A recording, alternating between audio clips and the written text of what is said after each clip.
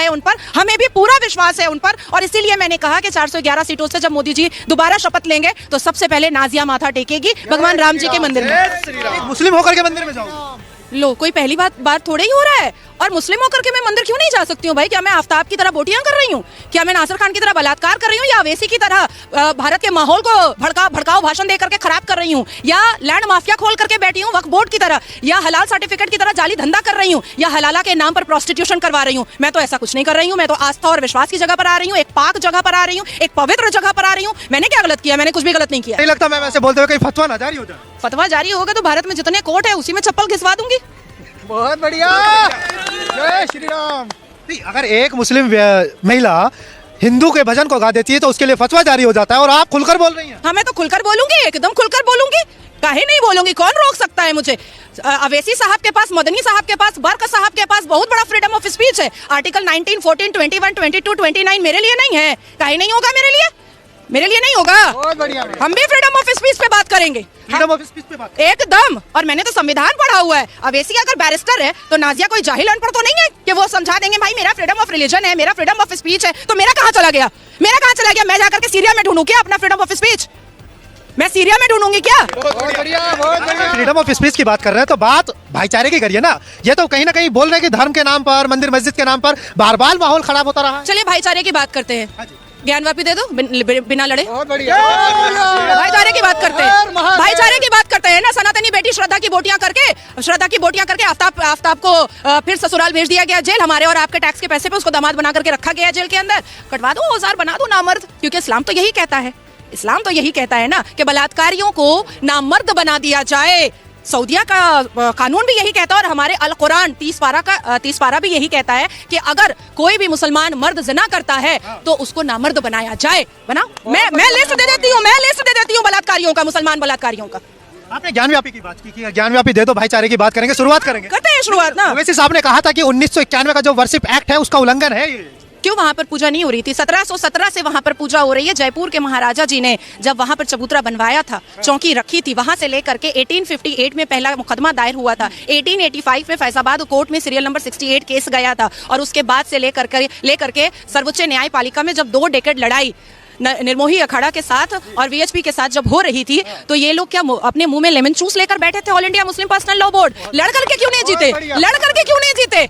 सबूतों के आधार पर क्यों नहीं जीते? जब आचार्य जी ने 441 वेदों और ग्रंथों के सबूत रखे थे मुसलमान जज के सामने, तब उसको क्यों नहीं काट पाए?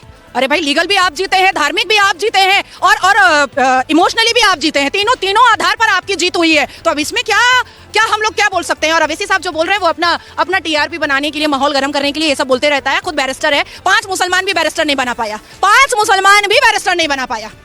लेकिन मैम, एक तरफ जहां राम के नाम पर राजनीति तो दशकों से होती आई, लेकिन अब सीधा सीधा आरोप लग रहा है कि बीजेपी जो है एक पॉलिटिकल इवेंट ऑर्गेनाइज कर रही है। ये कोई आस्था वास्ता का प्रोग्राम नहीं है। तो फिर अवैसी भी नमाज बिछा करके नमाज जो है अपने सियासत के फायदे के लिए ही पढ़ता होगा, उसी के लिए पढ़ता होगा। धार्मिक अगर किसी के धर्म को हम उंगलियां उठाएंगे तो हमारे धर्म पर भी तो उंगलियां उठेंगी ना। आप लोग बहुत शरीफ आदमी लोग हो, सनातनी बहुत टॉलरेंस है, बड़ा बर्दाश्त है आप लोगों के अंदर। इसलिए बताया जा। कौन बता रहा है? आमिर खान ने कहा था ना कि इस देश में इंटॉलरेंस बढ़ गया है, डर लगता है। अब यहाँ का नमक खा करके और यहीं के थाली में लुंगी उठा करके हगने वाले को मैं एकदम वैल्यू नहीं देती हूँ, एकदम वैल्यू नहीं देती हूँ। इसलिए लाल सिंह चड्ढा का मैंने लुटिया डुबो दिया था सारे स्टेट में केस करके, सारे स्टेट में मैंने केस करवाया था कि इसको बैन करो। अच्छा मैम, एक तरफ अभी बहुत पवित्र जगह हम लोग खड़े हैं, प्रभु हनुमान जी का ये स्थान माना जाता है और बहुत प्राचीन है। जब कहा जाता है कि कण कण में राम है, व्यक्ति व्यक्ति में राम है और राम की कोई अस्तित्व नहीं जान पाया, ना जान पाएगा, क्योंकि वो बिना आकार के होते हैं। आस्था तो यही कहती है। तो फिर जब रोम रोम में राम है तो इतना पैसा लगा करके एक भव्य मंदिर बनाने की क्या आवश्यकता थी? लोग कह रहे हैं कि एक अच्छा हॉस्पिटल बन जाता राम के नाम पर, एक अच्छा विश्वविद्यालय बन जाता तो लोगों के लिए फायदा होता ना। कौन सी मस्जिद जो है वो हॉस्पिटल और यूनिवर्सिटी खोल रही है? कोई मस्जिद खोली है क्या? तो कहीं से तो शुरुआत करनी पड़ेगी। नहीं, सारी मंदिरें सरकार को टैक्स दे रही हैं, सारी मंदिरें यूनिवर्सिटी खोल रही है, कैंसर हॉस्पिटल खोल रही है, गुरुकुल खोल रही है। मंदिरें तो बहुत पार्टिसिपेट कर रही हैं, बहुत, और अपने पैसे से पार्टिसिपेट कर रही हैं। और राहुल बाबा के अब्बा जान ने बनवा दिया क्या मंदिर? अब्बा जान या पापा? अब्बा जान, पापा। कश्मीरी पंडित है। नहीं, उनके घर में उनके कौन है कश्मीरी पंडित? राहुल गांधी खानदानी मुसलमान है। हाँ, देखिए अंकल जी एकदम सही कहे हैं। लगता तेरे को मानने वाला? सुनिए 1949 में अजमेर शरीफ गए थे नेहरू साहब। हाँ, नेहरू मामू बनाए हैं हम लोग सबको, आप लोगों को कुछ ज्यादा ही बनाए हैं। चाचा वो है नहीं, वो मामू बनाए हैं आप लोग सबको। अजमेर शरीफ गए 1949 में, और 1950 में एक मंदिर का उद्घाटन हुआ था, वहां नहीं गए थे। 1955 में जब सऊदी अरबिया के शहजादे आ रहे थे तो सारी मंदिरों पे पर्दा ढक दिया था और ला इलाहा का बोर्ड लगा दिया था। 1966 में इंदिरा गांधी ने साधु स्लॉटर करवाया था। अब आप बताइए, अजमल खसब पे 30 करोड़ रुपया खर्चा करवाया गया था मेहमान नवाजी पर। अब आप बताइए उनको मैं अब्बा जान ना बोलूं तो और क्या बोलूं? अगर मुसलमानों से भी इतनी मोहब्बत होती ना तो कभी भी शाबानो सायराबानो को कलपता, रोता, तड़पता नहीं छोड़ते, कभी नहीं छोड़ते। तो वो तो कह रहे हैं कि हम भाईचारे की बात करते हैं, देश की एकता की बात करते हैं, अखंडता की बात करते हैं, और जबकि दो भाई एक दूसरे की शक्ल नहीं देख पाते हैं। मेनका गांधी और सोनिया गांधी भी एक दूसरे की शक्ल नहीं देखती हैं। वरुण गांधी और राहुल गांधी भी एक दूसरे की शक्ल नहीं देखते हैं। और भाईचारा, कौन सा भाईचारा भाई? निकले तो है भारत जोड़ो न्याय यात्रा पर, लोगों को न्याय दिलाने। पश्चाताप यात्रा है, पश्चाताप यात्रा। क्योंकि जिनके पूर्वजों ने और बाप दादा ने, अब्बा जान ने सबसे ज्यादा अन्याय किया है, उसी की माफी के लिए यात्रा निकाल रहे हैं। और मैं और एक बात बता देती हूँ, 4000 किलोमीटर चले थे चवन्नी अठन्नी एक्ट्रेस को लेकर के, उसके बाद धीरज शाहू को लेकर के जो गड्डियों का साम्राज्य था, उसके बाद कन्हैया को लेकर के जो हिंदुस्तान तेरे टुकड़े होंगे इंशाल्लाह इंशाल्लाह का नारा लगाता था। क्या पाली है?